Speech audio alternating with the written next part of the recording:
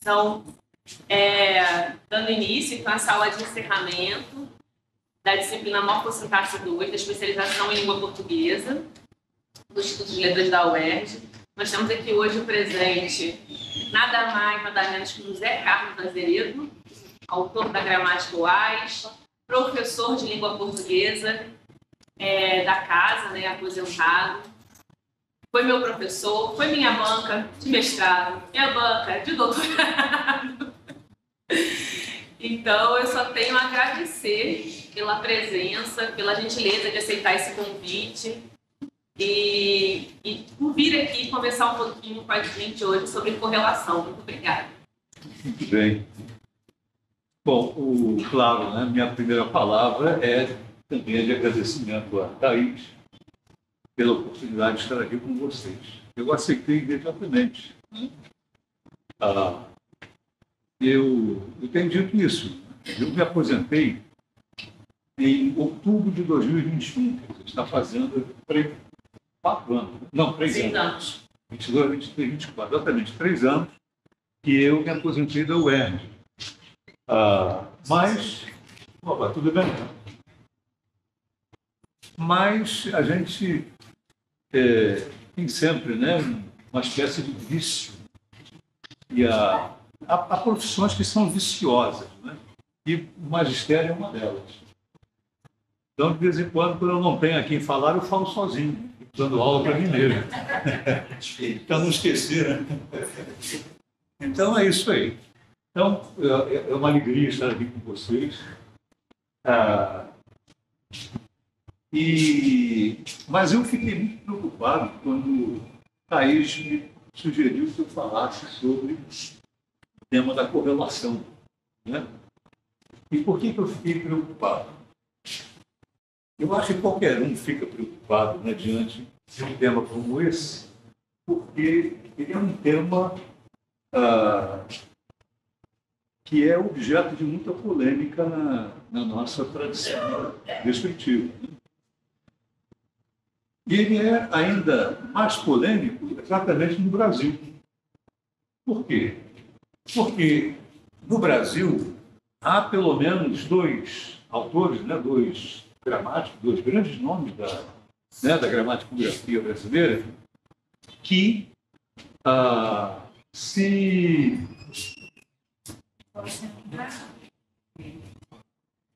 Desculpa, Denise. Está inscrito na disciplina? Não, senhor, sou escutante. Só estudante? Só escutante. Então, vem, pode vir. Muito bem. Boa tarde. Deixa eu me apresentar, senhora. Aqui essa acabou de sofrer um acidente. É mesmo? Arranquei o tampo do dedo, mas eu venho. Prazer. A especialização agradece.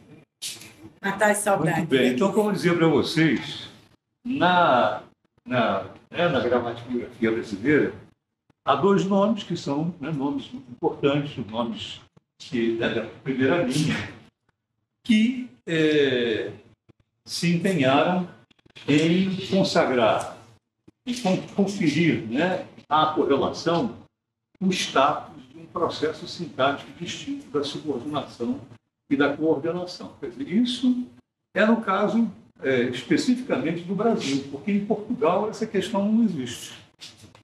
Os gramáticos portugueses não se referem ao processo correlativo, sim, mas nunca defenderam, né? Eu não conheço nenhum gramático português que tenha efetivamente empunhado essa bandeira, gramático importante, né? Que tenha empunhado essa bandeira. Não existe o processo de correlação, como existe o processo de justaposição, com processos sintáticos distintos da coordenação e da subordinação. Não tem isso. Em Portugal. A mais ampla gramática, né, da língua portuguesa, publicada em Portugal, tem 3 volumes, chama-se Gramática do Português, né? E é uma obra bem recente, né? 3 volumes, e cada volume reúne aí cerca de 1.500 páginas, né? 1.300, 1.500 páginas, por aí. Então, um monumento, né? A gramática. E esse assunto, né? Esse assunto da correlação aparece lá citado, né? Mencionado, desenvolvido, etc., mas não tratado como um processo sintático distinto. Né? E esses dois nomes a que eu me refiro, como vocês sabem, né, são o José Oiticica e o Gladstone Chaves de Mello. Rocha Lima seria um terceiro nome. Né? Seria um terceiro nome. Mas enquanto o José Oiticica e o Gladstone Chaves de Mello mantiveram a proposta de considerar a correlação do processo sintático distinto da correlação da subordinação até o fim, né? Quer dizer, em todas as obras que escreveram, o Rocha Lima saiu desse grupo. Né? Pediu licença e disse, não, eu abro mão da correlação, não fico. Para mim, correlação não é um processo distinto. E nós podemos perceber isso quando comparamos a primeira edição da gramática normativa, que é de 1957, né? E aquela versão que depois veio a ser publicada pela José Olímpio, em que o Rocha Lima fez uma série de mudanças, né? Uma atualização bibliográfica, uma atualização teórica, uma atualização de exemplário, né? Passou a incorporar, por exemplo, autores do modernismo, né? Na edição de 57 e nas edições, né, que repetem a edição de 57 ao longo dos anos 60, a Rocha Lima praticamente não menciona nenhum autor modernista. Para não dizer que ele não menciona, ele menciona Graciliano Ramos. Tem lá. Mas todo mundo sabe que, em matéria de língua, Graciliano Ramos não era exatamente modernista. Né? Graciliano Ramos era um autor até classicizante, né? Em termos de sintaxe do português. Eu diria que Machado de Assis era mais inovador, Machado de Assis era mais moderno em termos de língua, né? De gramática, do que Graciliano Ramos.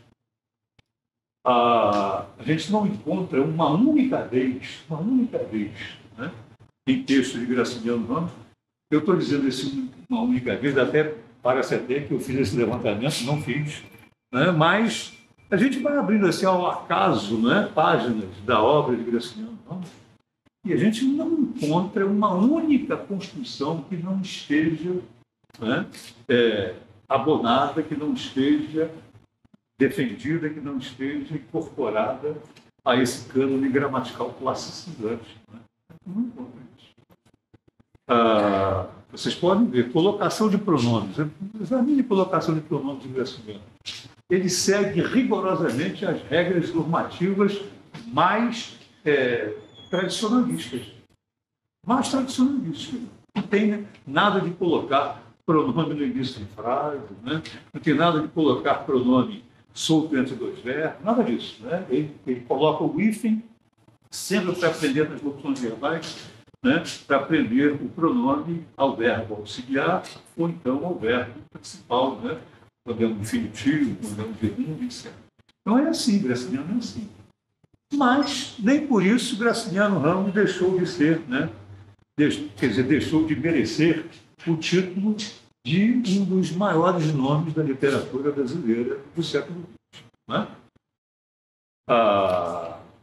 Então, eu estou fazendo essa reflexão, ela é muito importante, porque quando nós pensamos em termos, né, de um autor que seja efetivamente representativo, né, um autor que seja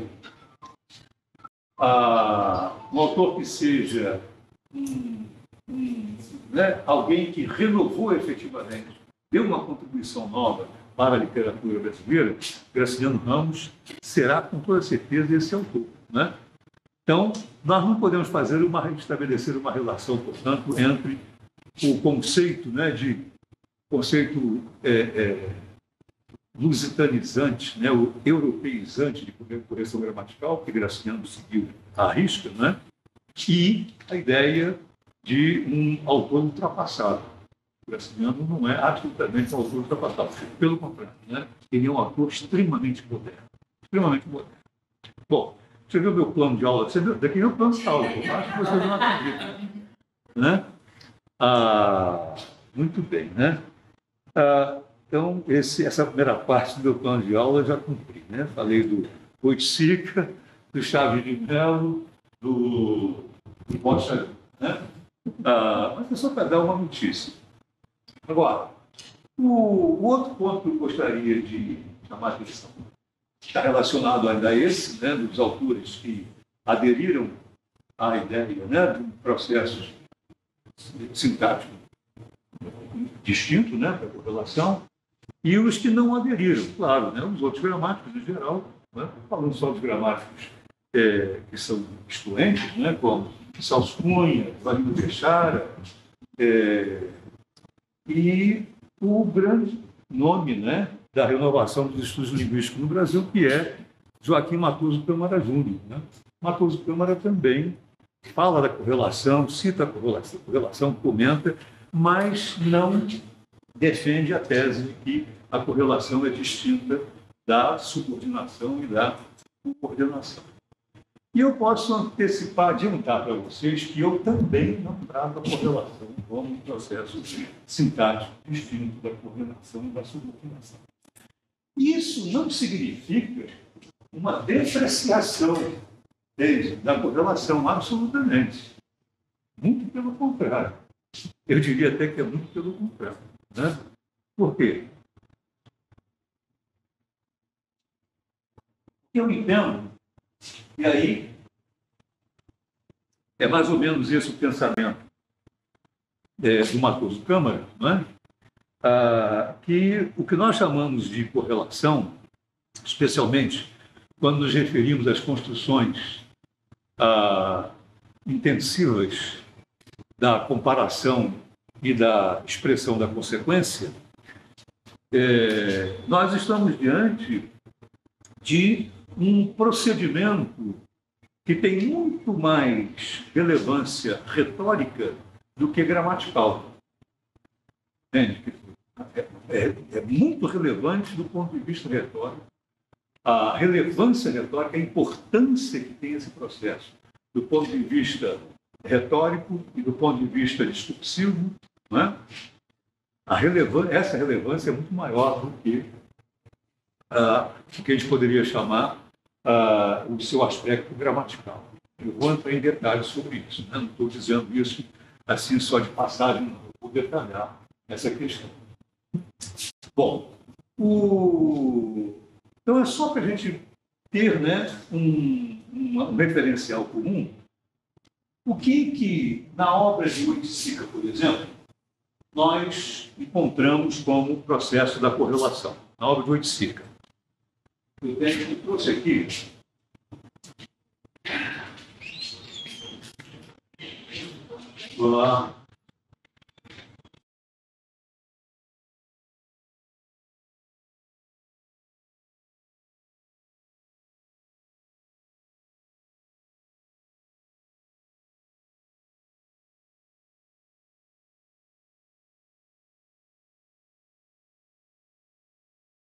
esse é um livro do Oiticica, clássico, livro do Oiticica, Teoria da Correlação, né?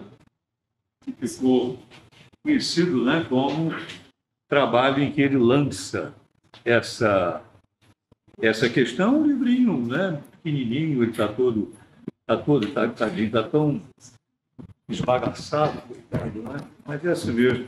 O que a gente usa fica assim, né? Então está aqui para vocês verem. Aqui nessa página, anotações minhas feitas há 40 anos atrás. Né? Eu não tenho aqui a data, mas com certeza tem mais de 40 anos essas anotações que eu fiz aqui. Né?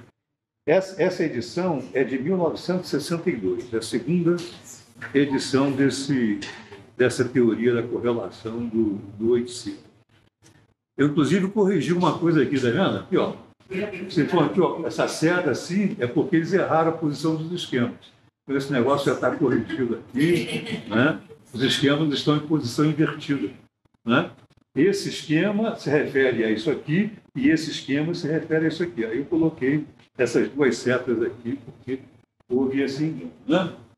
Bom, a outra obra do Oiticica, essa daqui também está se despedaçando, mas é assim mesmo, né? Se chama Manual de Análise. Eu tenho. Essa você tem, né? Pois é. Esse exemplar, o meu exemplar é da 11ª edição, refundida, de 1955, né? 1955, Manual de Análise Léxica e Sintática, em que ele defende, né, a teoria da correlação, a correlação como um processo sintático distinto, né? E o outro é o novo Manual de Análise Sintática do Gladstone Chaves de Mello também, né? O meu exemplar é uma edição de 1954 também, em que ele defende a ideia da correlação, né?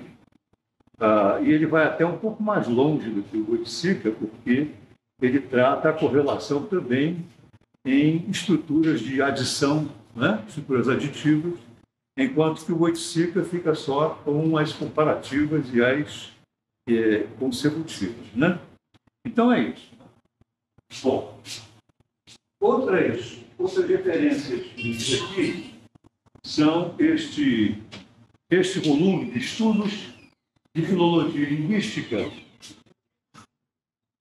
que traz um artigo de um professor da USP, né, que é o Bartella, não é isso? O Barreto, uma coisa assim.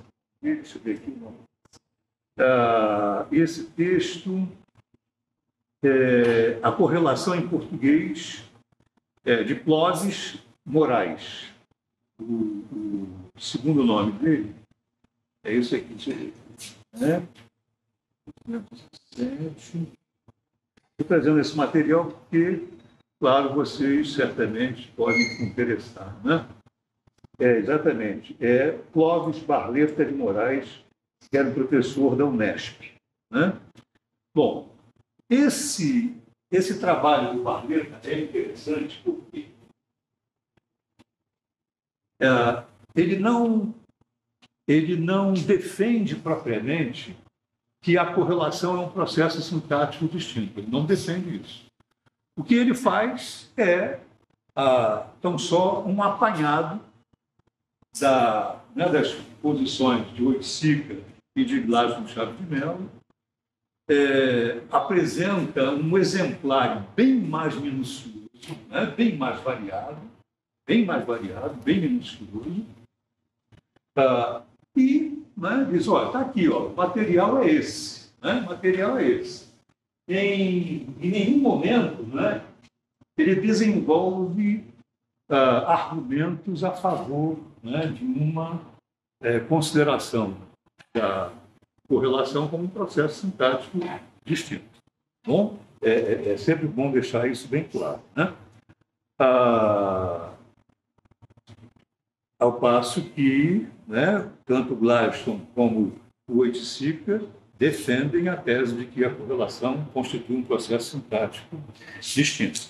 E ele chama a atenção para esse ponto que eu já tinha destacado há pouco, né, sobre a importância da correlação como um mecanismo retórico, né? Ele chama a atenção para isso.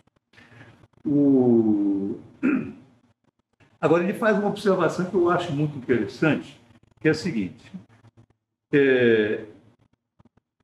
numa estrutura como essa, quando fico fraco, então sou forte. Quando fico fraco, então sou forte. Ele diz que aqui não há correlação. Né? Quer dizer, quando estou fraco, então sou forte. E aí não há uma correlação. Por que não há uma correlação? Né? Não há porque o uso desse então é opcional. Né? Quer dizer, ele entra aí como um elemento mais propriamente estilístico, né? Porque a frase poderia ser simplesmente quando estou fraco, sou forte. O mesmo acontece nesse exemplo de Machado de Assis, tirado de Esaú e Jacó. Posto, figure aqui o próprio Aires, esse posto aí embora, né, como todo mundo sabe, nem assim deixava de ser narrativa estranha à matéria. Quer dizer, posto, figure aqui o próprio Aires, né, que é o narrador do Memorial de Aires, né, nem assim, vocês vejam que esse nem assim retoma a ideia concessiva que está, né, introduzindo a oração subordinada anterior. Né? Nem assim deixava de ser narrativa estranha à matéria. Então, dizer o seguinte, embora haja ênfase nesses casos, não há aí correlação, nem conexão enfática. Eu não concordo exatamente com isso, mas eu estou só mostrando que há estruturas que, para nós, deveriam ser tratadas como correlativas, porque nós temos, né, um elemento integrando a primeira parte do período, né, a primeira oração do período, que está correlacionado semanticamente com o elemento que vem na segunda parte, e diz que aí não há correlação. Quer dizer, ele tem um conceito é interessante porque, pelo menos, ele firma um conceito de correlação bem mais preciso, né? Essa precisão não está na obra de Oiticica. Entende? Não está na obra do Oiticica. Oiticica era um cara genial, absolutamente genial. Ninguém tem a menor dúvida disso. Foi um dos maiores nomes, né, do pensamento gramatical no Brasil. Inovador, né, ousado, é isso?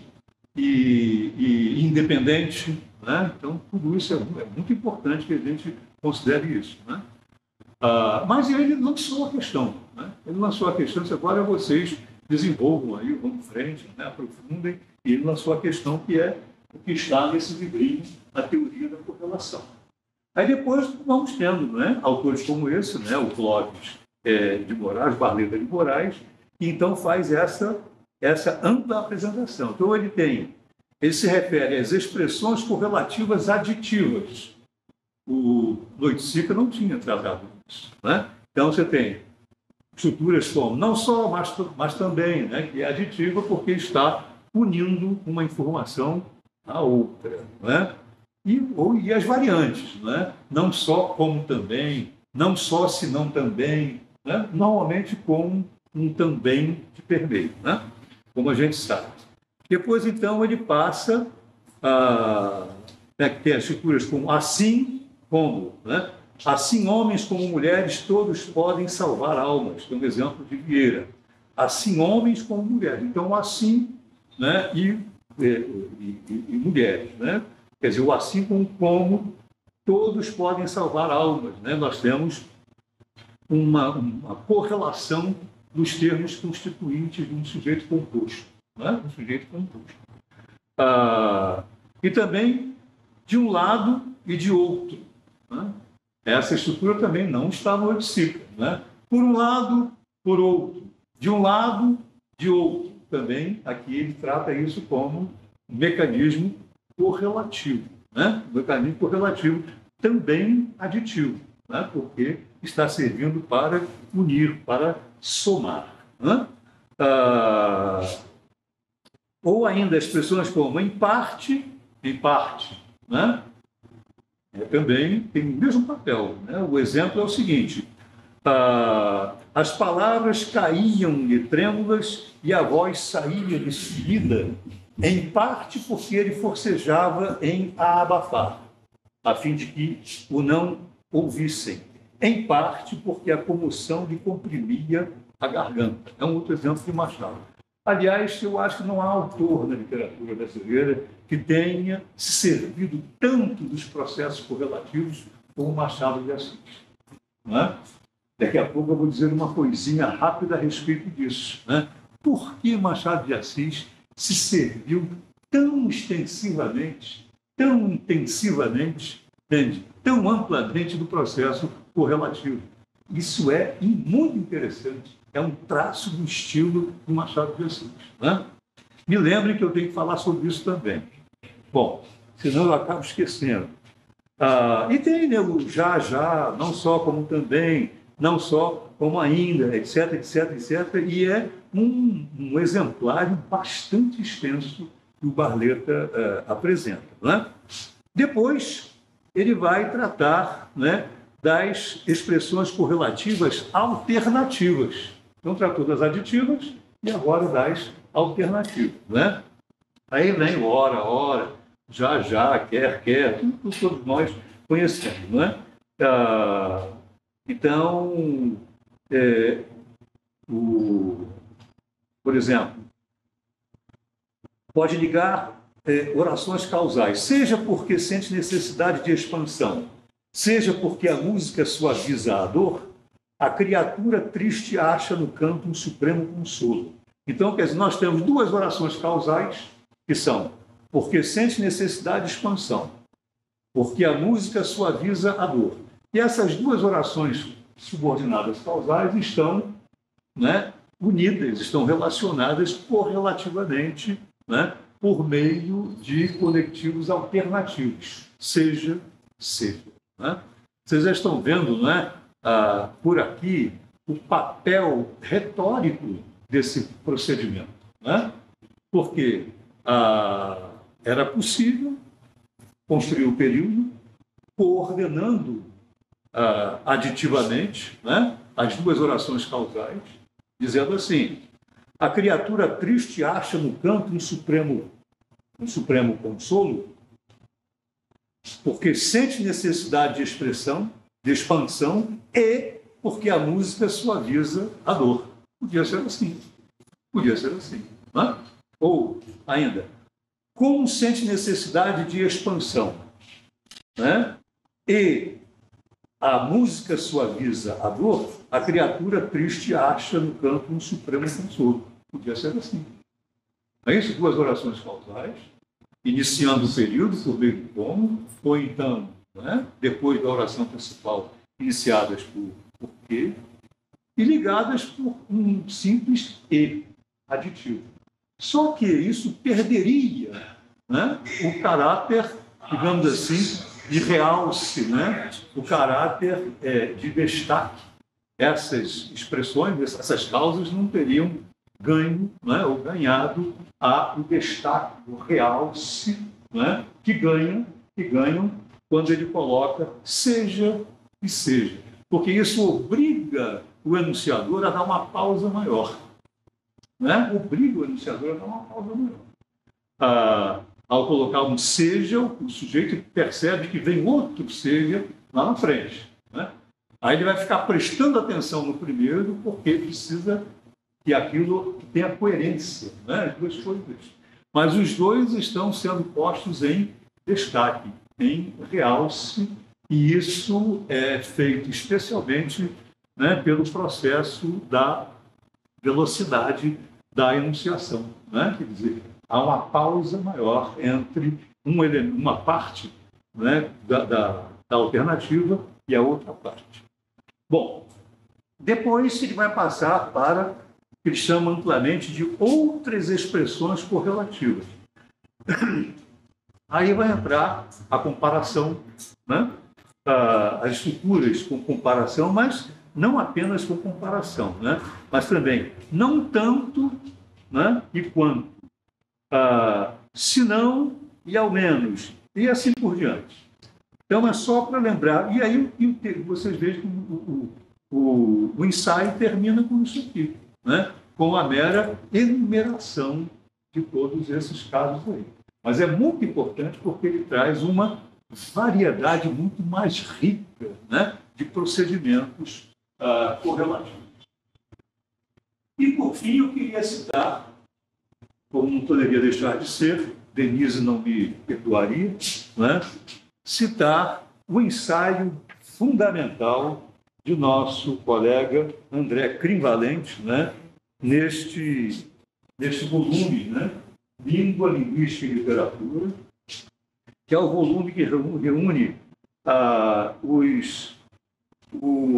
os textos, as conferências, né, as palestras apresentadas no segundo fórum, exatamente, né, de estudos linguísticos da UERJ, publicação de 1998, né? Então, há 26 anos, portanto. O ensaio do André se chama Um Estudo sobre a Correlação, né?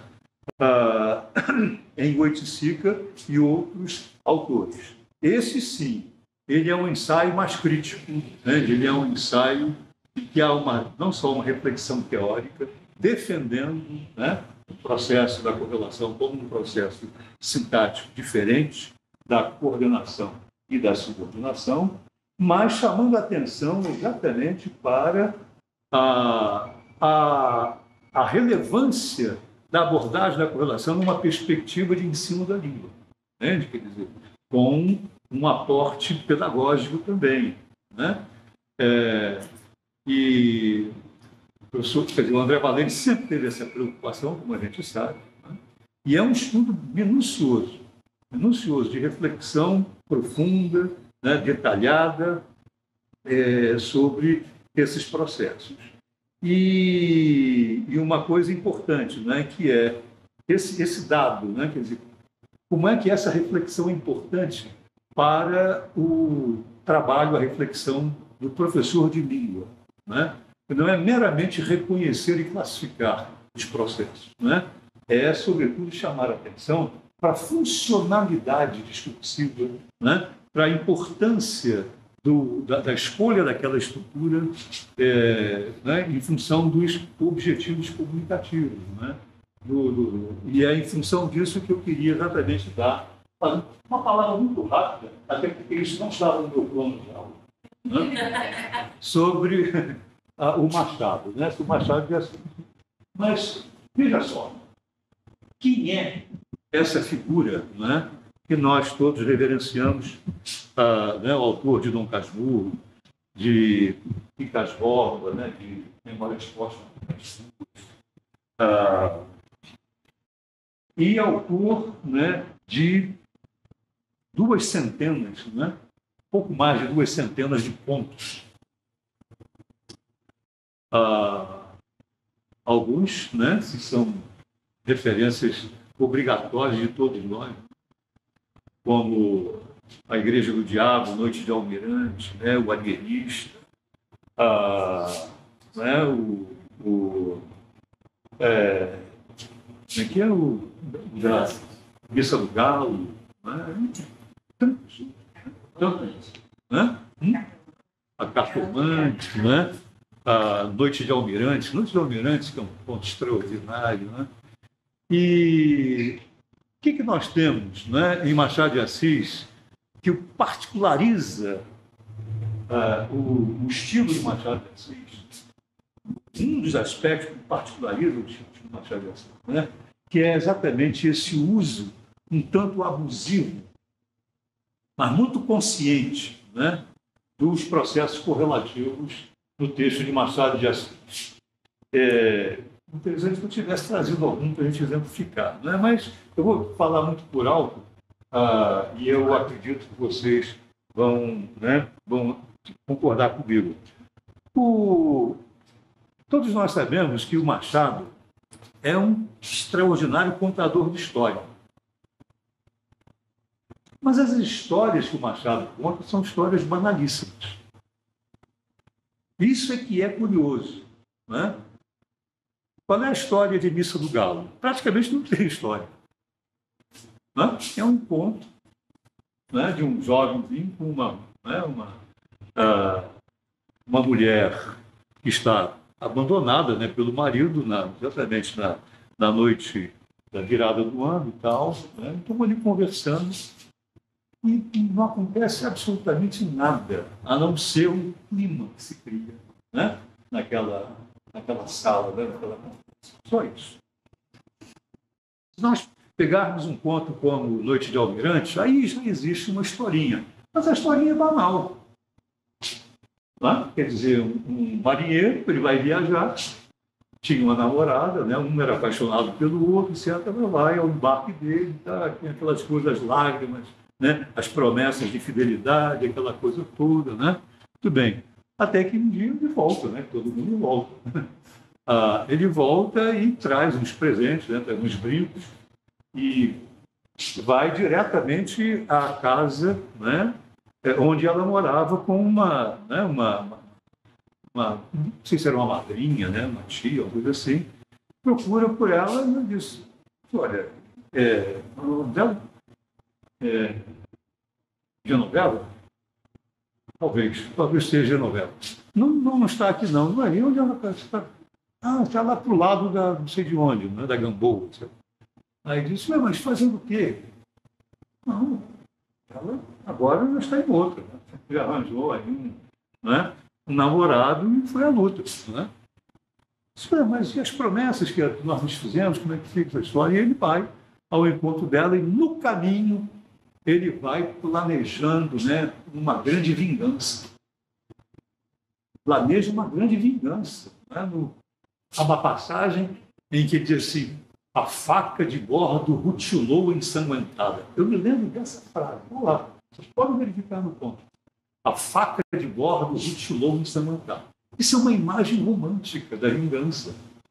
E vocês sabem que Machado não era um autor romântico. Ele foi, né, teve uma certa ligação com o romantismo no início da vida literária dele, né, quando escreveu, por exemplo, Helena. Né, Helena é um personagem romântico, né, ou, de certo modo, né, a personagem lá de primeiro romance, Ressurreição, né? Mas Machado já trabalhava desde então a coisa da indecisão. Entende? Os homens são muito indecisos nos textos. Né? E outra coisa curiosa, né? As personagens femininas, né, de Machado estão sempre dividindo, né, os corações, né? Uma coisa muito séria. Né? Lá em Ressurreição, esse é o tema. Né? E olha que Ressurreição é o primeiro romance do Machado de Assis. Né? Mas nós vamos encontrar essa temática, né, de uma mulher dividida entre dois homens, né? Vamos encontrar até o final, né, com Esaú e Jacó. Né? Flora, personagem, né, de Esaú e Jacó, está dividida entre os dois irmãos. Né? Seria muito interessante esses dois irmãos hoje, né? Porque um era de ultradireita e o outro era de esquerda. Né? É interessante isso, né? Muito interessante essa questão, né? Porque um deles era apegado, né, às tradições monárquicas, né? E o outro era republicano. Bom, então vejam vocês que trabalhar a coisa da indecisão, do que não é preciso, né? do que flui, né? Do que escorrega, né? Aquele sentido que não está tão claro. Machado trabalhou isso o tempo todo, em busca, né, de um sentido para as coisas, como você sabe, as coisas são fugidias. Né? E a linguagem fica tentando captar as coisas e não consegue. Né? Então está aí, ó, a coisa da correlação, né, de colocar as coisas numa balança, né, para ver, pesar os dois lados, né, confrontar, comparar. Né? Então, o processo correlativo, o mecanismo da correlação, ajuda muito nesse momento, né, desse narrador de dizer: e as coisas não estão claras para mim, leitor. Não cobre de mim clareza, porque a clareza não existe. Né? O que a gente pode fazer é apresentar as alternativas, as possibilidades, você que escolha.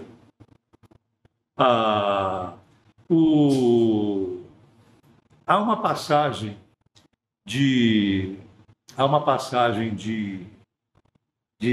Memórias Póstumas de Brás Cubas, em que o narrador, Brás Cubas, né, em dado momento, ele fala, né, de uma notícia que ele recebeu e que o deixou absolutamente atônito. Né? Aí ele diz assim: foi então, né, que eu caí das nuvens. Cair das nuvens é um clichê. Vocês sabem que o Machado tinha horror do clichê. Tinha horror do clichê. E não era depois de Memórias Postas Brás Cubas, não. Tinha horror do clichê desde o início. Né? Fazia crítica do clichê. Como aquela faca de bordo que rutilou no Samantha, é um clichê romântico. Né? E ele trabalha, coloca aquilo ali exatamente para espicaçar o leitor, para dizer ao leitor, esse Marujo é um boboca. Não é? Ele acha que vai matar alguém, mas não vai matar ninguém. Realmente não mata ninguém. Não tem crime na história. Não é? Então, também lá em Brás Cubas, ele diz assim, foi aí que eu caí das nuvens. Não é? Na sequência que ele diz, antes cair das nuvens do que de um terceiro andar. Claro, cair do terceiro andar você se esborracha, você arrebenta todo. Né? Cair das nuvens é apenas retórica, não é? É apenas figura de linguagem. Então, você contrapõe, né, o mundo criado pela figura de linguagem, que é imaginário, que é meramente literário, e o mundo que existe, né, na linguagem objetiva, cair do terceiro andar. Então, eu disse, antes cair das nuvens do que de um terceiro andar. Né? Então, vocês estão vendo que está aí a questão, né, da comparação, né, de duas situações, e ele faz isso muito ao longo de todos esses. Né? Mas voltemos, então, agora à nossa reflexão. Tinha alguma coisa mais para falar sobre isso, mas a gente não vai ter tempo. Né? Agora, eu trouxe aqui alguns textos meus, né? Experiências minhas aqui, porque eu não fujo da correlação, não fujo da correlação. Nesse trabalho, que se intitula Iniciação à Sintaxe de Português,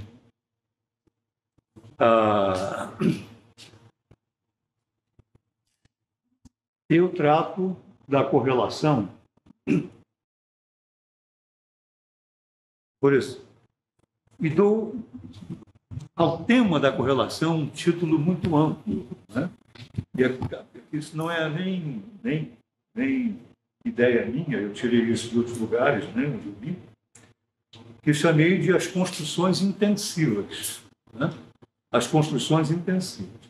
Claro que nem todas as construções correlativas são intensivas, mas, né, a ideia da intensidade, né, a expressão da intensidade está muito presente, especialmente, né, nas construções de comparação e nas construções de consequência. Né? E aí nós temos que levar em conta exemplos como o seguinte. Como é que eu apresento isso? Eu digo assim, a quantificação que incide sobre o conteúdo de verbos, adjetivos e advérbios, assim como de nomes, pode ocorrer com certas expressões correlatas, que exprimem comparação ou consequência. Então, isso aí é bem óbvio. Mas o que é interessante é ver que a gente pode exprimir a ideia da intensidade sem ter que recorrer à correlação. Então, eu digo, por exemplo, né, qualquer coisa como Joana chorou muito. Eu tenho aí uma intensificação do chorar com o advérbio de intensidade muito. Mas eu também posso dizer, Joana chorou tanto que seus olhos incharam. Né? É isso que quer dizer, chorou tanto que seus olhos incharam. Então, ao dizer Joana chorou muito, né? Estou exprimindo uma ideia de intensidade, mas sem nenhum encarecimento especial, né, desse chorar, desse choro. Né? Quando eu digo Joana chorou tanto, o meu interlocutor, o meu ouvinte, né, começa a se preparar, né, para uma caracterização desse tanto. É isso? Então, eu não me limito a dizer que a intensidade do choro foi grande. Né? Eu crio no meu leitor, no meu ouvinte, né, uma expectativa, né, que eu vou dizer algo que deve ser algo extraordinário, alguma coisa que deve ser interessante. Né? Então, eu crio nele a expectativa de uma informação, de uma novidade. Isso é um mecanismo retórico, né? Em que eu crio o interesse do meu leitor, né, pela informação que eu estou dando, né? Assim também, Carlos comeu doces em quantidade. Problema do Carlos. Deixa eu lá. Aí eu digo assim, Carlos comeu mais doces do que eu. Pronto, aí já não é uma mera informação sobre Carlos. É também uma informação sobre mim, né? Então eu entro na história também, né? Eu viro personagem daquela história lá, porque isso pode ser uma resposta a alguém que me diz assim, cara, você comeu muito doce. Aí eu me defendo. Eu comi muito doce? Carlos comeu mais doce do que eu. Vocês estão vendo? Quer dizer, em que situação a gente recorre à comparação? Né? É para, por exemplo, se safar de uma acusação, né? Para limpar a situação, etc. Né? Então a gente se defende, se vale daquilo ali, né? Como se serve daquela estrutura com esse objetivo. Assim também, por exemplo, quem diz, né? João está bastante sóbrio. Isso é uma mera informação sobre o estado etílico, né, de João. Né? João está bastante sóbrio. Mas ao dizer João está bastante sóbrio para dirigir, quer dizer, eu estou introduzindo, né, um elemento de finalidade, né, está bastante sóbrio para dirigir. Ora, nós temos aqui uma correlação? Temos, não é? Porque eu estou vinculando a possibilidade de João vir a dirigir, né, a uma informação que eu dou anteriormente, que é bastante sólida. Mas não é uma estruturação canônica da correlação, vocês estão vendo? Né? Eu não estou dizendo, ele está tão sóbrio que pode dirigir, não é por aí, não é assim. Né? Ele está bastante sóbrio para dirigir. Por que eu estou me valendo exatamente desse exemplo? Né? Porque essa estrutura com para é uma estrutura extremamente falaciosa. Né? Quando se diz, por exemplo, esse garoto está muito grande para ter uma babá. Olha essa estrutura. Esse garoto está muito grande para ter uma babá. O que eu estou dizendo?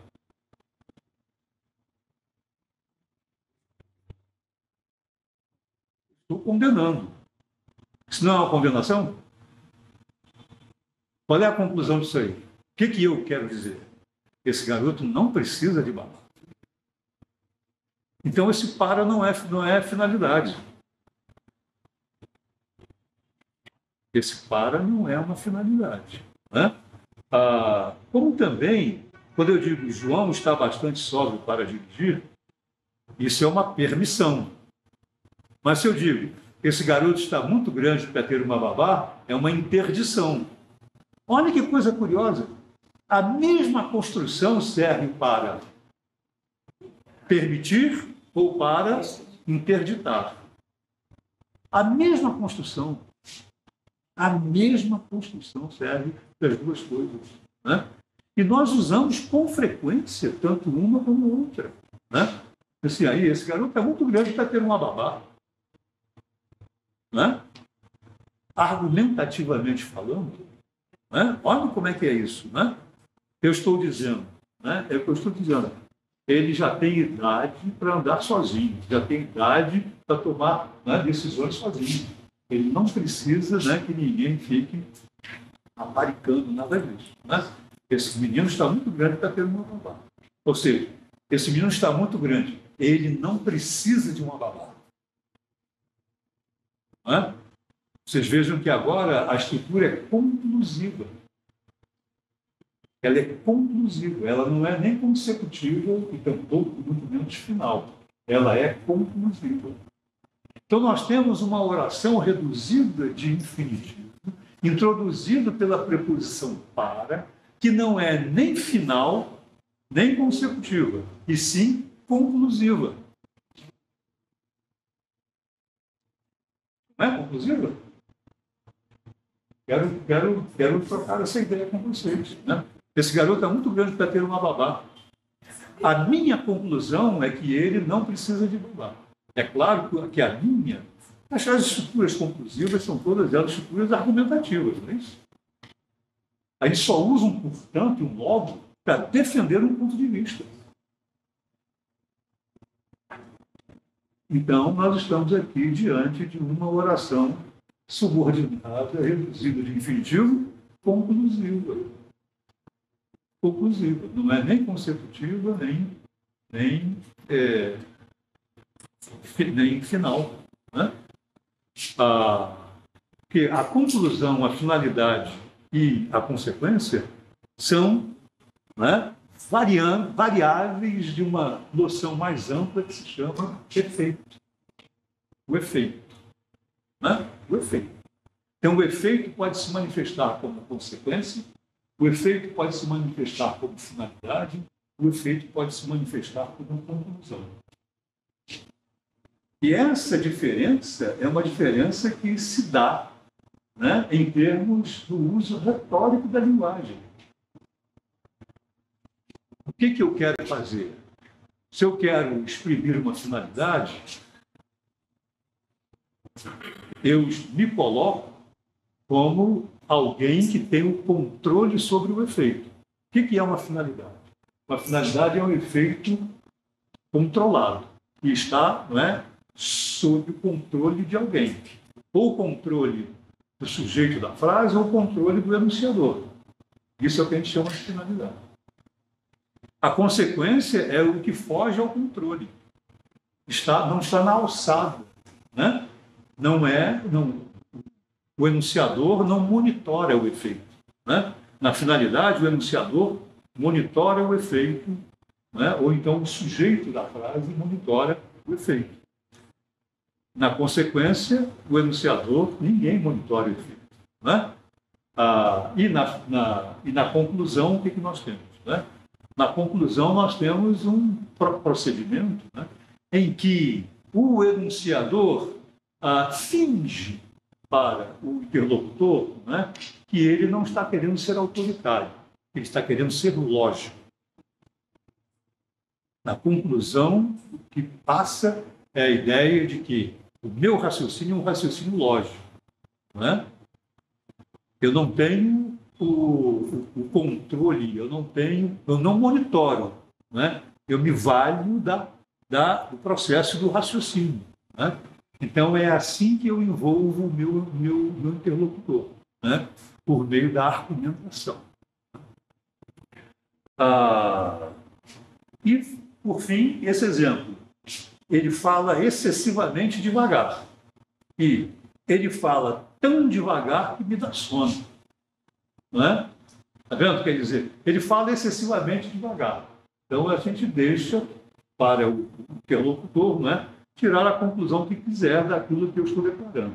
Mas, no momento em que eu digo ele fala tão devagar que me dá sono, eu me posiciono, né, sobre aquela informação, sobre a intensidade da fala. Né?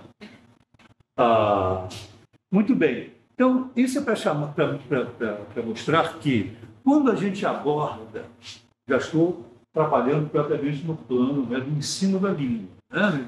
É por aí que nós já estamos explorando. Não se trata simplesmente, não é, de trazer para os alunos, né, existem as estruturas correlatas, né, tá aqui, ó, comparação, né, consequência, não sei o quê, tal, adição, alternância, tal.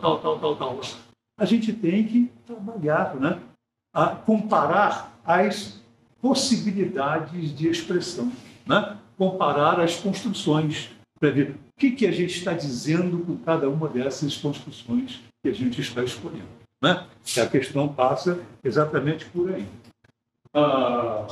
Olha, então, aqui nesse outro trabalho, né, que é o Fundamentos de Gramática do Português, essa foi a primeira gramática que eu escrevi.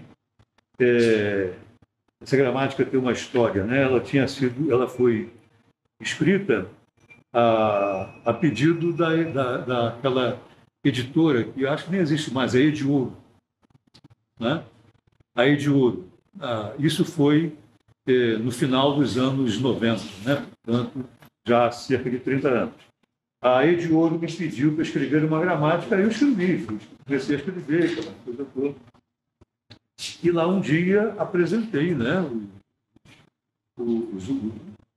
a cópia, né, datilografada, naquela época nem usava computador naquele tempo, era datilografia mesmo, e aí apresentei lá o trabalho, e 2 meses depois a Ediouro me chamou e disse, olha, nós gostamos da sua gramática e tal, mas ela não é adequada aos propósitos que nós temos, né? Porque nós queremos uma gramática para o ensino médio. E a sua gramática não vai atender ao, né, público do ensino médio. Então, eu concordei, realmente, não é, eu acho que não é, não. Eu acho que não é, mas essa é a que eu sei escrever. Escreveu a gramática do ensino médio, eu não sei escrever. Eu sei escrever. Eu não sou professor disso, não era professor de ensino médio. Eu, né, já trabalhava com, né, no ensino universitário. Então, ficamos bem, concordamos uns com os outros, tudo bem. Né? E aí, o que eu fiz? Eu apresentei o material a Jorge Zahar, que aceitou publicar a gramática, então saiu com esse título, Fundamentos de Gramática do Português. Né?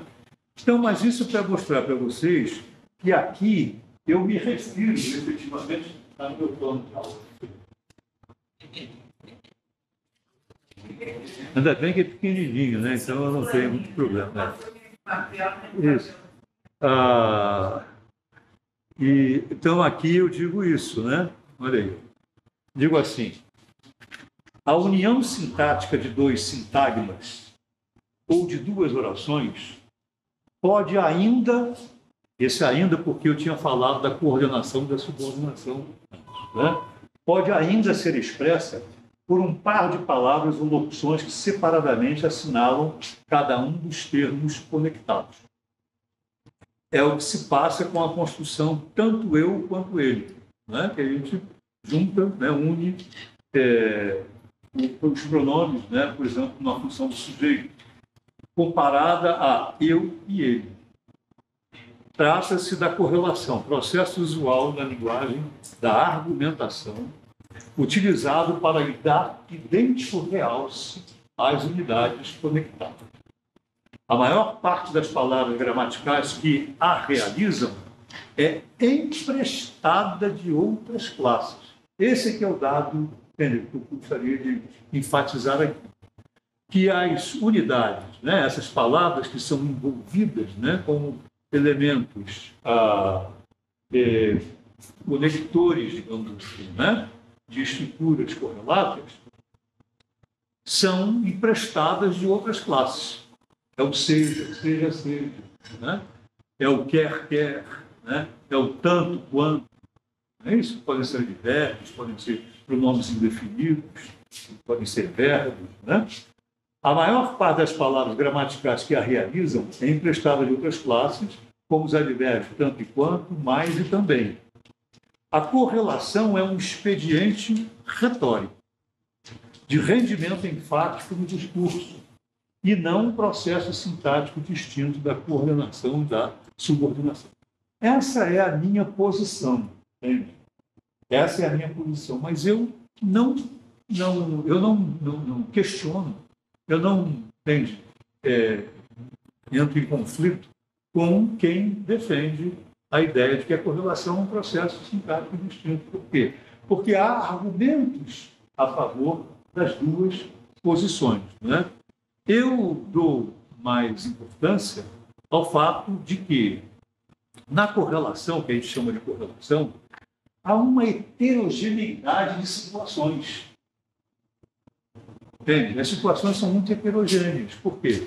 Nós temos, né, as estruturas intensivas, como a gente encontra na comparação e na consequência, né, nas consecutivas, mas nós encontramos também a relação aditiva, encontramos a relação alternativa, né? E encontramos outras situações como essa aqui, quer ver?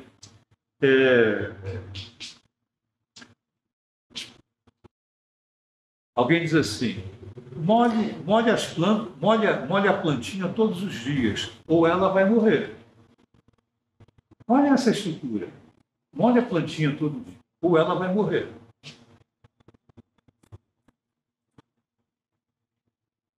E essa? Ou você molha a planta todo dia, ou ela vai morrer. Você está vendo? Olha, como é que a gente lida com isso? Na primeira, molhe a plantinha todo dia, ou ela vai morrer. Nós temos uma oração imperativa, molhe a plantinha, e outra, né, que é uma previsão, digamos assim, né, um prognóstico, né, ou ela vai morrer. Reparem que nós não podemos dizer isso no passado, né? Ou eu molhava a plantinha todo dia, ou ela ia morrer. Mas aí não é o mesmo, aí acaba a ideia da ordem, né? Porque aí vai ser aquela estrutura com ou. Ou você molha a planta todo dia, ou ela acaba morrendo. Agora, qual é a estrutura gramatical que nós temos aí? É de uma coordenação, não é isso? Uma coordenação alternativa.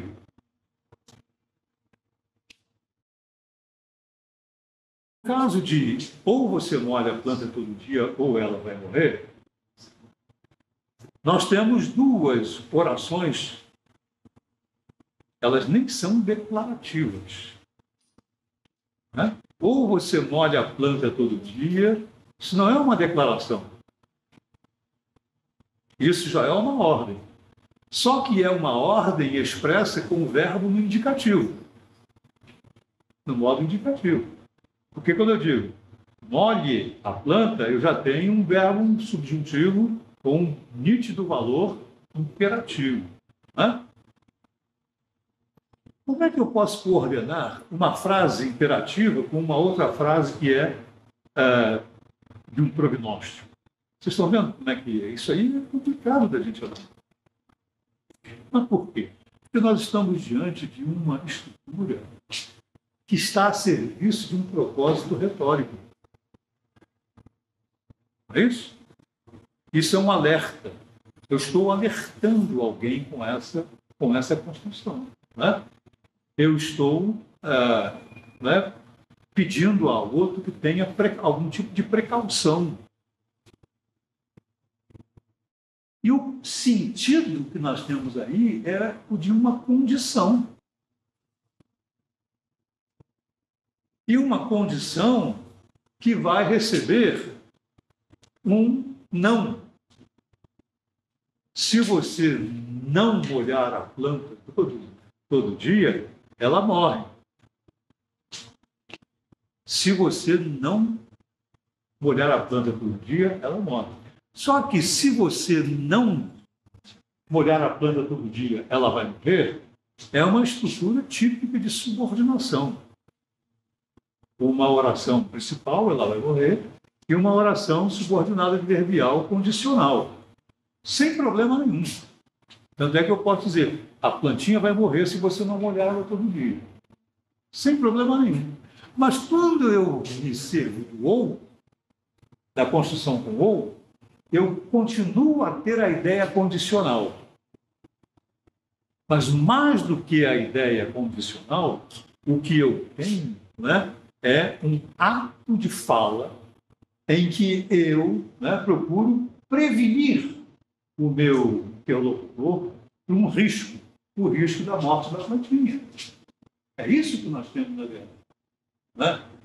E é claro que com a estrutura do ou, ela é muito mais enfática, ela é muito mais apelativa, né?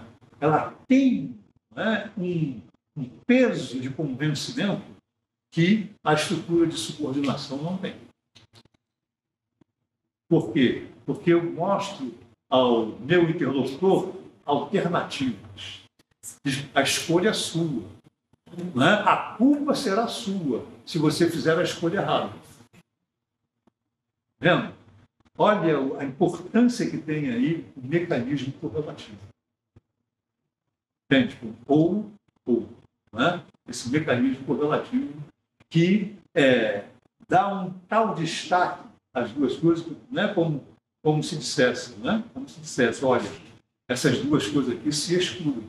Você tem uma escolha, mas fique certo de que a sua escolha depende de você e as consequências serão debitadas, colocadas na sua conta.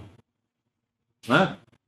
Então, olha o peso retórico que tem a estrutura correlativa desse país. Então, são esses dados que eu acho que são importantes, né, na hora em que a gente vai abordar propriamente a questão da correlação. Não é tanto se é um mecanismo sintático distinto, né? Mas, né, a gente faz a descrição do mecanismo formal, obviamente, né? Mas na hora de trabalhar a estrutura correlata, a gente tem que compará-la, tem que, né, fazer o confronto com a opção em que a correlação não entra em jogo, né?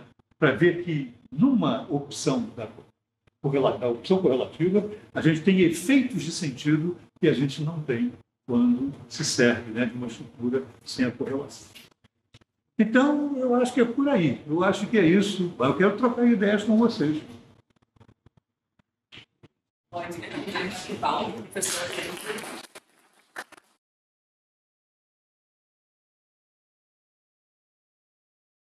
Agradecer pela aula. Uma especialização, teve pílulas da gramática UAIS em Morfosintaxe 2. Pílulas, porque o período acabou ficando curto, então eu fui trazendo algumas coisas. A gente chegou a comentar esse exemplo ele já é muito grande, não sei se os alunos vão lembrar, para ter uma babá. Esse foi um dos exemplos que a gente comentou em sala.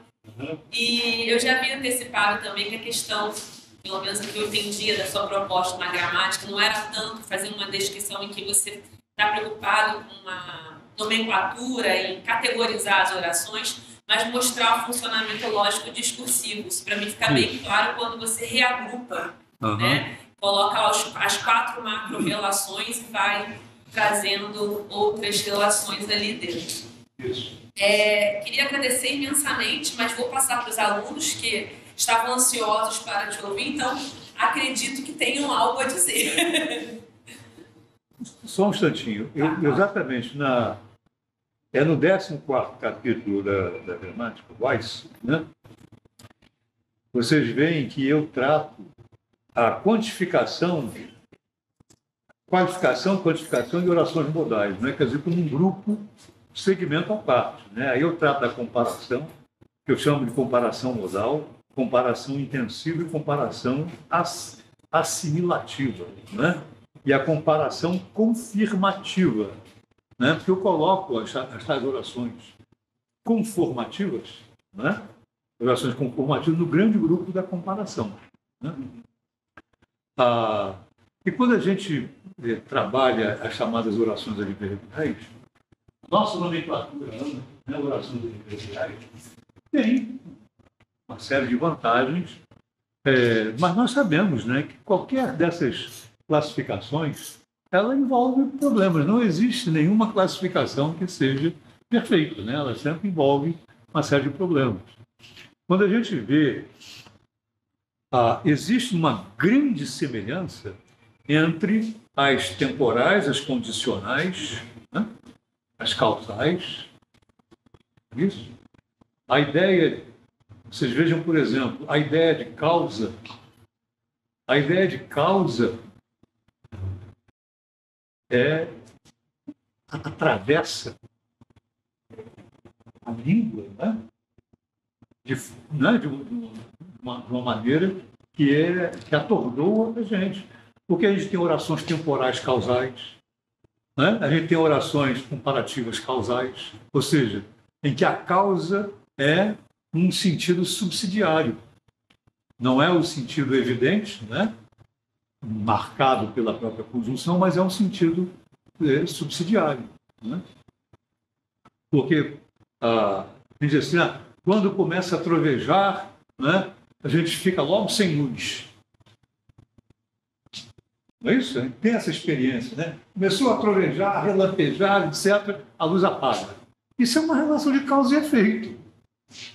Mas a gente expressa isso por meio de uma oração temporal. Né? Por quê? Porque a ideia circunstancial é mais imediata para a nossa percepção do que a ideia causal. Né? A circunstância de tempo. Foi naquele momento, né, que isso aconteceu. A gente pensa na ideia do momento, depois é que a gente vai sacar a ideia da relação de causa e efeito. Né? Então, mas se a gente disser, que oração é essa? É a oração subordinada adverbial temporal. Aí eu disse, mas ela está representando, né, a causa. Eu disse, mas foi só uma coincidência. Não é isso? Aí até pode pensar em termos que foi só uma coincidência. Mas a gente sabe que não é. Acontece sempre ali. Né? Então a relação causal está presente, mas ela é subsidiária. Né? Quer dizer, em que nível está essa relação de causalidade? Né? Não está no mesmo nível da ideia de tempo. Né? A gente vê, por exemplo, nas narrativas, né? Vai contar uma história, a temporalidade é muito presente nas histórias. Vocês podem ver que aquela temporalidade é para marcar uma relação de causa. Né? Não é? Quer dizer, no fundo, é na verdade causa. Por quê? Porque a narrativa, o que é? Ela é uma sucessão de episódios, uma sucessão de fatos. E um fato traz outro. Né? Um fato leva a outro. Então, é uma cadeia causal, na verdade, que a gente vai ter ali. Mas, na aparência do texto, são adjuntos adverbiais de tempo, né? São orações adverbiais temporais e assim por diante. Sim, mas diga. Se diz, quem tem uma pergunta? Quem tem pergunta? Vamos lá. É uma ousadia, né, fazer uma pergunta diante dessa aula. Mas me veio à cabeça a ideia de que se é possível essa correlação, por exemplo, nas proporcionais, e se gera esse efeito também de causa e consequência. Se há algum exemplo. Eu entendo que sim, a gente tem que ter os exemplos, né? Mas você pode verificar que a ideia da causalidade, né, ela atravessa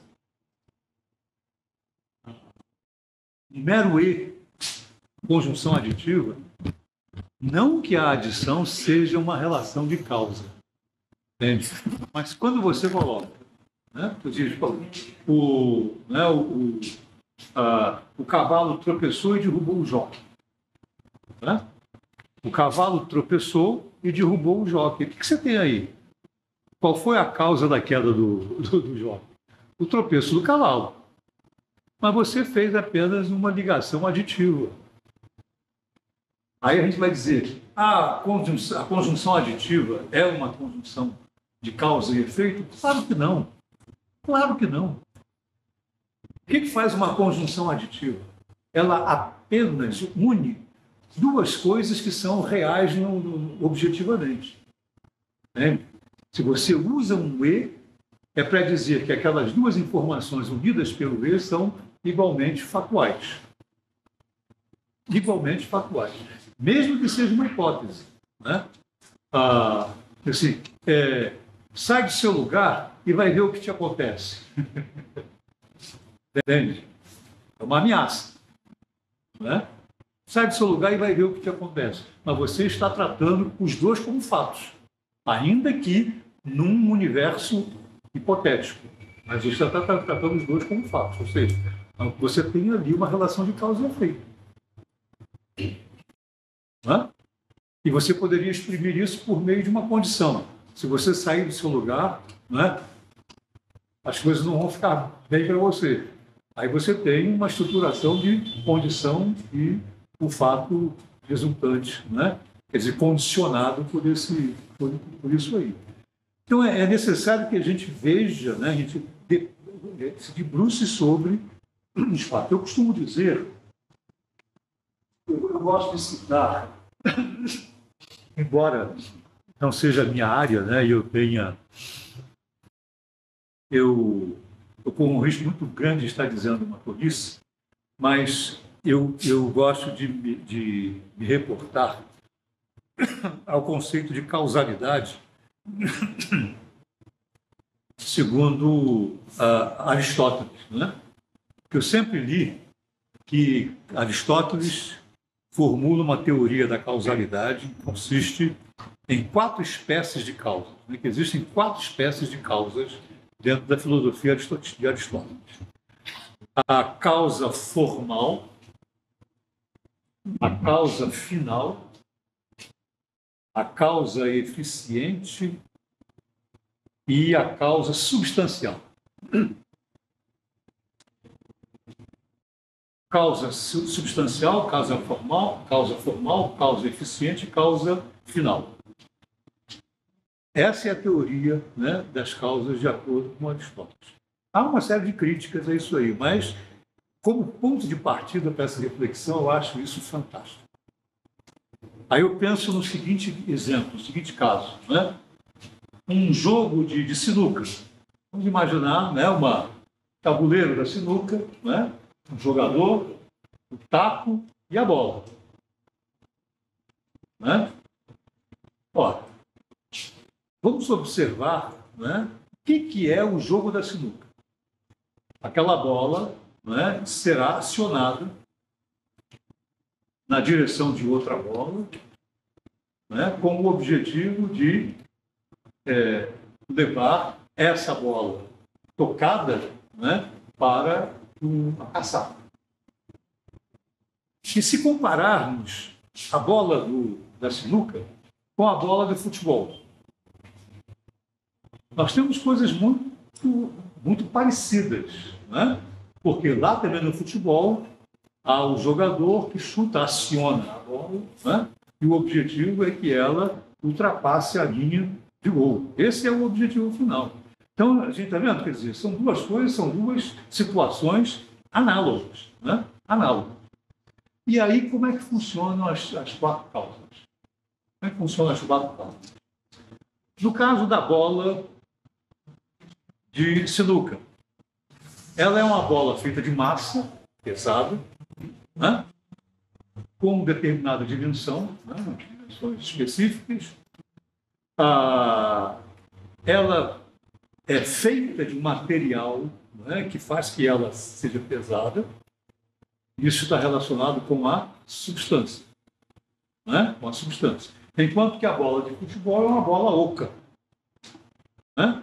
Uma bola vazia. Ela tem apenas, não é, a parte superficial, a parte externa, porque o miolo dela é ar, apenas ar, simplesmente ar. Então, estamos aí diante de diferenças de substância muito interessantes, porque a bola da sinuca, ela só pode rolar naquela superfície, enquanto que a bola do futebol, ela tanto pode rolar na superfície como ela pode se deslocar, né, no ar. E isso só é possível porque ela é feita de ar, né? A outra não pode, porque a outra não tem, né? Ela não flutua, enquanto que a bola do futebol flutua. Vocês estão vendo como a diferença de matéria, ou seja, de substância, né, a chamada causa material ou substancial, tem a ver com a trajetória que a bola é capaz de fazer, né, do movimento que ela é capaz de fazer. Então, a matéria é um dos elementos causais dos fenômenos. A matéria é um dos elementos causais. Outro, segundo elemento causal, né, que é o que nós chamamos a causa final. A finalidade, né, da bola de futebol é atravessar a linha do gol. A finalidade da bola de bilhar é cair na caçapa. A finalidade é um segundo fator causal do movimento, né? O terceiro, que é a causa eficiente. O que é a causa eficiente? É aquele que aciona a bola e faz que a bola se movimente, né? Então, no caso, é o jogador, né?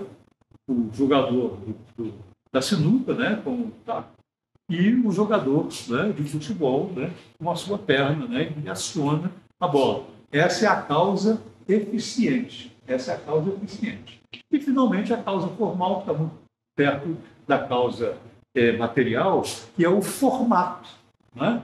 A bola tem aquele formato para que ela possa rolar, né? Para que ela possa rolar numa superfície. Não tem aquele formato. Ora, então, a matéria de a coisa feita, a finalidade, não é, do funcionamento dessa coisa, o acionamento, né, que faz que alguém funcione, a chamada causa eficiente, né? E, finalmente, não é, a causa final, que é a de chegar naquele ponto ali. Então, essas são as 4 causas. Eu acho isso muito interessante, por quê? Porque isso explica por que nós temos tantas afinidades, e isso não é tão evidente quando a gente classifica os fatos, entre a causa e a finalidade. Muita gente entende que causa e finalidade são categorias bem distintas, mas não são, não. Elas são apenas, entende, os extremos, digamos assim, de uma mesma realidade, que é a relação de causalidade. Isto é, o propósito é uma causa também. O propósito é uma causa também. Não é porque eu, para fazer alguma coisa, tenho de ter um objetivo. O objetivo me impulsiona. Entende? O objetivo é que me impulsiona. Aliás, o ser humano é assim, né? E o objetivo é uma causa muito mais decisiva, né, do que o que a gente poderia chamar banalmente, né, de causa. Né? Na vida humana, né, e na vida dos animais, o objetivo é um elemento causador. Né? Qual é o objetivo da vida dos animais? Continuar vivo. O único objetivo da vida dos animais é continuar vivo. Não há outro. Vocês conhecem o outro? É a preservação da vida. É um único objetivo. E do ser humano? Também. Fazemos tudo para continuar vivos. Né? Para dar sentido à vida. Né? Fazemos tudo para continuar vivos. É isso. Não passa disso. Né? Então, ou seja, a ideia da causa. Né? O que é?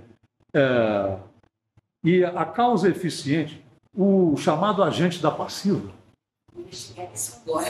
ele era chamado, antes de chamar agente da passiva, chamado complemento de causa eficiente, porque era a classificação lógica de Aristóteles. Depois abandonaram, né?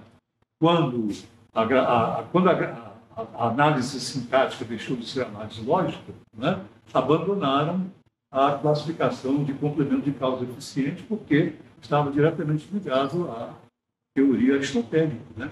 Mas não conseguiram substituir outros. Substantivo continuou. Né?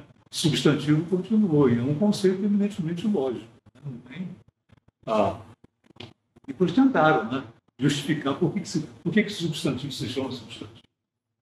Né? Por quê? Isso ainda é lógica ainda. Né? Que é a ideia daquilo que subsiste por si. Né? Aquilo que existe sem depender de outra coisa, depende apenas da sua própria base, né? Do próprio elemento, né? Sobre o qual ele se ergue, né? Sobre o qual ele se erige. Isso é o substantivo. Né? De substare, né? Quer dizer, de estar, né? Na verdade, apoiado por alguma coisa que o retém. Né? Por isso que o sintagma nominal pode ser formado só pelo substantivo, mas não só pelo adjetivo. Um adjetivo que constitui o núcleo do sintagma nominal torna-se substantivo. Né? E o adjetivo, esse já é mais claro, né? Que é ad, né? Do verbo que corresponde, na verdade, ao jazer, né? Quer dizer, aquele que está do lado, né? Adjetivo. E assim, mas essa nomenclatura é uma nomenclatura ainda, né, vinculada à origem lógica da gramática. Né? Quando substituíram o complemento de causa eficiente por agente da passiva, fizeram, na minha opinião, algo que não trouxe nenhuma vantagem. Né? Porque agente da passiva não é um conceito sintático. Não é um conceito sintático. O único termo, o único conceito sintático, né, que é identificado pelo seu significado semântico é agente da passiva. Não é isso? Agente da passiva. Né? E a gente tem essa estrutura quando a gente diz, por exemplo, né, a invenção, né, por exemplo, banal, a invenção da imprensa. E a invenção da imprensa por Gutenberg, esse por Gutenberg tem a mesma estrutura, não é? A imprensa foi inventada por Gutenberg. E o que a gente vai chamar de agente da passiva também? Né? Que termo é esse?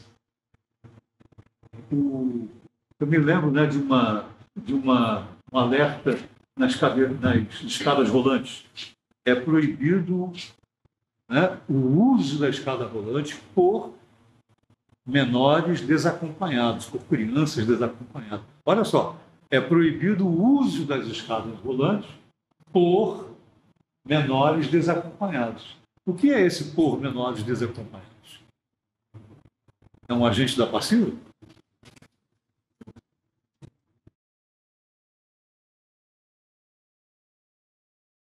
Não havia um alertazinho disso. É proibido o uso da escada rolante por menores desacompanhados. Né? O uso da escada rolante, ou da escada rolante, complemento nominal. Agora, e o por menores desacompanhados? Né? O que é? É outro complemento nominal. Isso não tem saída. Vai dizer que isso é o quê? Não é complemento de uso? Uso não é substantivo? Então, não pode ser. Né? Isso não é uma construção verbal. Entende? Claro, a construção verbal é só do é proibido. Né? Mas, por menores acompanhados, não está relacionado com é proibido, está relacionado com o uso, que é um substantivo. Então, aquilo ali, eu não vou chamar de agente da passiva. Né? Poderia ser até um complemento de causa eficiente. Pode ser. Né? Porque o substantivo uso significa uma ação. Mas não é um verbo. Não é um verbo. Mas você levantou a questão, mas eu disse, a gente tem que ver o exemplar. Né? E a ideia da causalidade pode perfeitamente estar presente ali. Né? Fazer um exemplo, então, para ajudá-lo. À medida que o verão se aproxima, os hotéis lotam. Exatamente. É isso. Tem uma ideia de causalidade. Exatamente.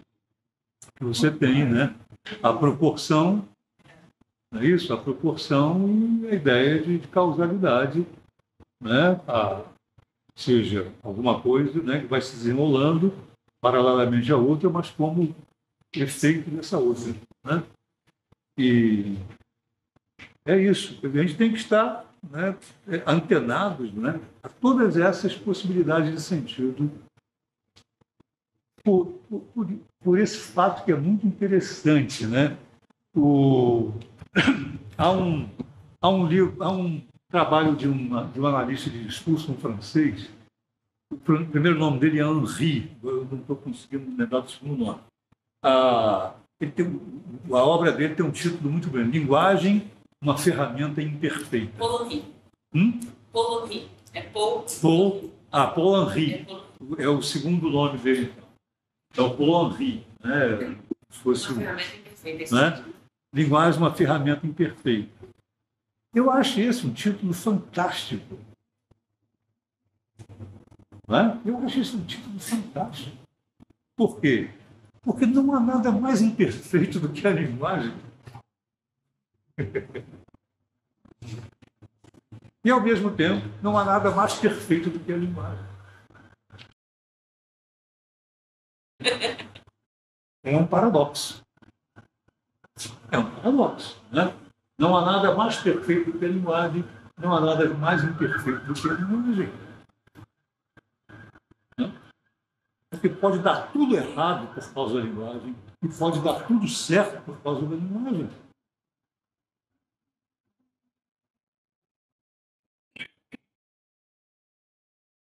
Não é? Pode dar tudo errado e pode dar tudo certo. Quando a gente para pensar, por exemplo, né, a gente pode dizer assim, né, eu gosto, você dou esse exemplo, né, todo mundo conhece esse exemplo, né, onde está o meu livro, né? Aqui. Onde está o livro? Hã? Sobre a minha mão, né? Quer dizer, na palma da minha mão, etc. Agora, onde é que está a minha mão? Embaixo do meu livro. Agora, será que as pessoas... Onde é que está a minha mão? Né? Claro, a pessoa pode dizer assim, ó, está embaixo do seu livro. Né? Claro. É uma coisa assim, onde é que eu estou? Bom, eu estou aqui, né? Na sala. Mas eu quero saber onde estão meus pés. Né? Bom, aí está no piso, né? Sobre o piso da sala. E onde é que está o piso da sala? Aí eu posso dizer, está sobre os meus pés. Mas os meus pés, só por si, né? Eles não cobrem todo o piso da sala. Né? Então há mais coisa além, né? Não é isso? Então, essas questões mostram isso que a gente pode chamar da imprecisão da linguagem. Não é isso? Um pássaro dentro de uma gaiola. Pergunta onde é que está o pássaro? Na gaiola. Onde está a gaiola? Dificilmente alguém vai dizer que está em volta do pássaro. Mas está. Não é? Mesmo acontece, cadê a sua bicicleta? Minha bicicleta está ali encostada naquela mangueira. Né? E onde é que está a mangueira? Está encostada na bicicleta. Ninguém diz que a mangueira está encostada na bicicleta. Não é? Mas está. E a gente se pergunta por que a linguagem é essa? Né? Essa ideia, né, da proximidade e tal, a gente toma o elemento móvel, né, como a referência, né, e toma o elemento estático, né, como contexto. Né? Não, o contexto e o elemento que né, se movimenta naquele contexto. Então, a árvore é um contexto em relação à bicicleta. E a bicicleta não é um contexto em relação à árvore. Então, o raciocínio é esse. Por isso que ele vai dizer, normalmente, que a bicicleta está encostada na árvore, que a árvore é o contexto, né? E não que a árvore está encostada na bicicleta. Isso? Mas a gente diz, por exemplo, a árvore está no centro do quintal. E aí o centro do quintal, o quintal é que é o contexto e a árvore é que é o personagem, vamos dizer assim. Né? E quer dizer, a língua, né?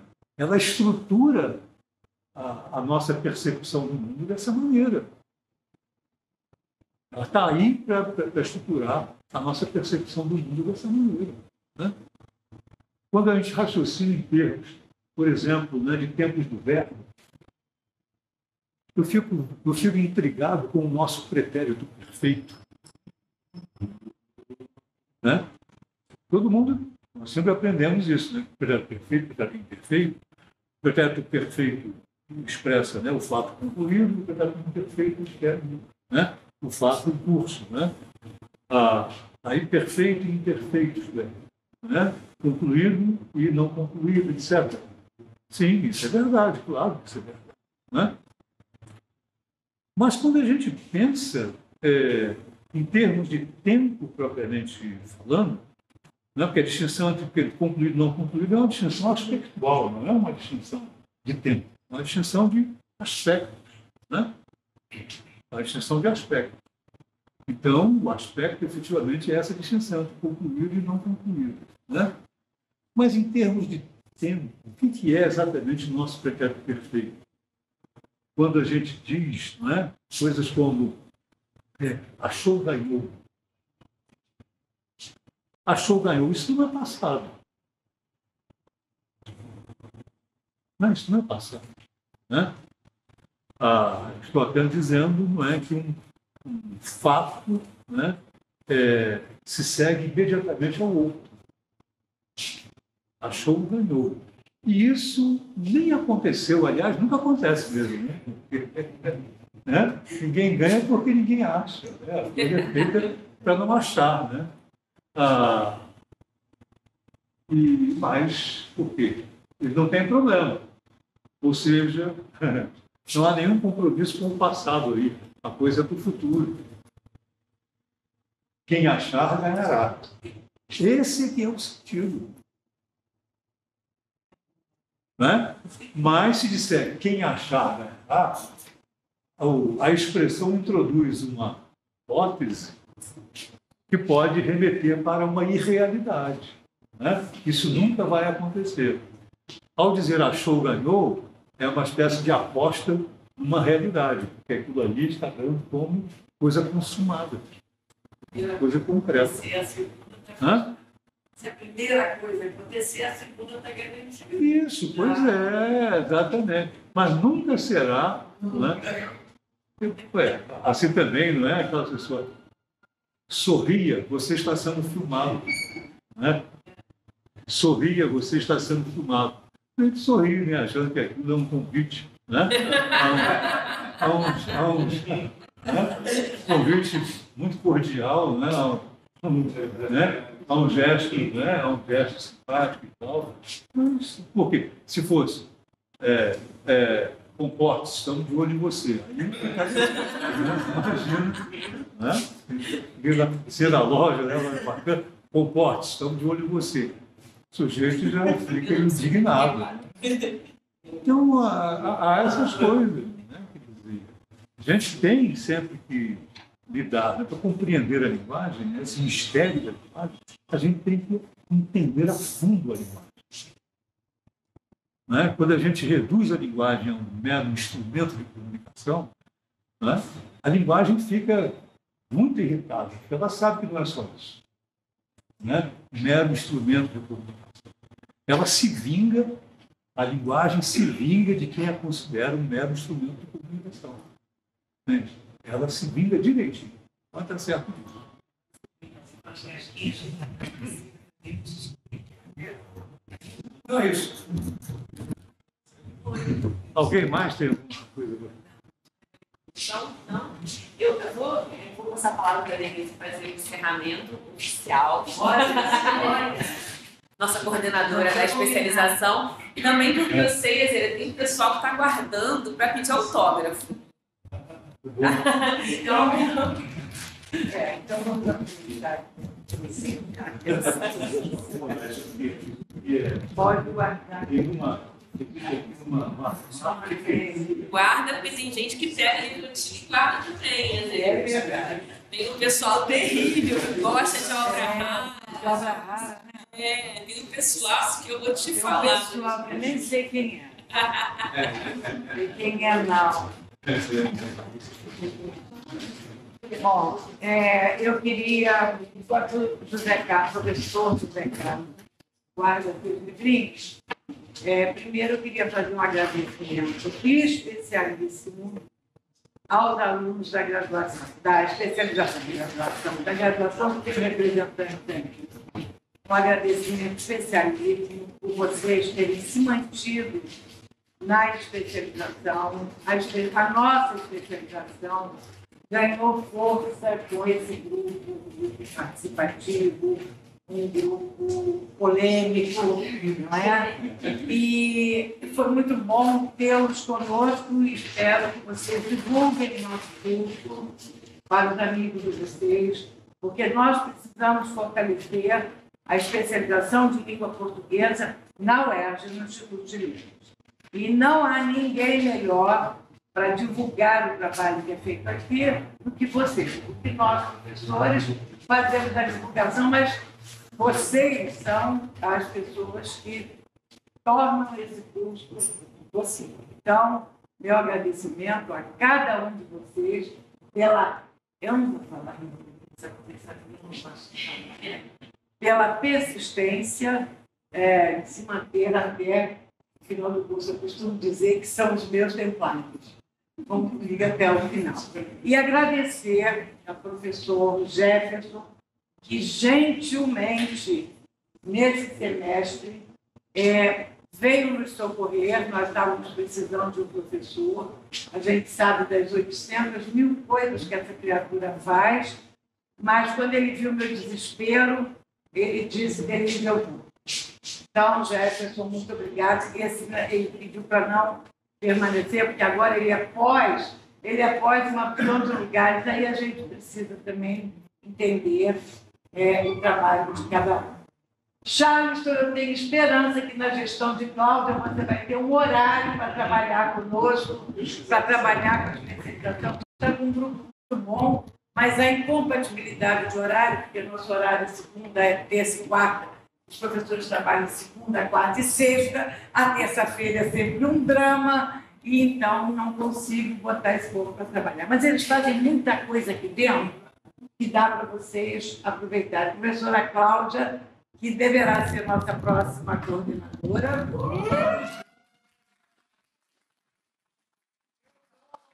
A Cláudia tem que ser dada para a gente, vai aceitar plenamente. Com ovação e tudo. Né? Você faz favor. E agora, agradecer a professora Thaís, que teve a brilhante ideia de fechar o curso com a presença desta criatura adorável. Eu vou me permitir usar esse adjetivo, porque José Carlos é meu amigo há muitos anos. Temos parcerias e parcerias e parcerias ótimas, e me honrou muito assistir sua aula. Estou me preparando, hoje é meu primeiro dia a menos, porque faltam só 364 para eu deixar o magistério. Então, é um prazer imenso ter você aqui fechando com chave de ouro. Muito obrigada a todos. Sucesso, o mestrado está aí. Não se afobem, não se joguem sem visibilidade. Mestrado, especialização é sério? Mestrado é muito mais, doutorado é muito mais. Não tenham pressa, vocês são jovens e podem se jogar aí com bastante interesse. Muito obrigada, professor. A aula foi brilhante. Eu sei que se a gente não toca, você ia dar aula até 10 horas da noite. Então, aqui o nosso livro do fórum, com o seu texto.